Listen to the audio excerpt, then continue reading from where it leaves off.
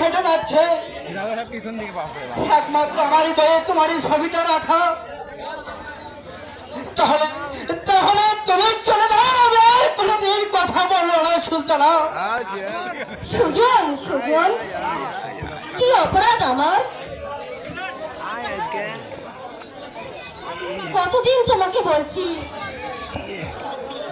আমাকে তুমি তীর ছোঁয়া শেখাতে হবে।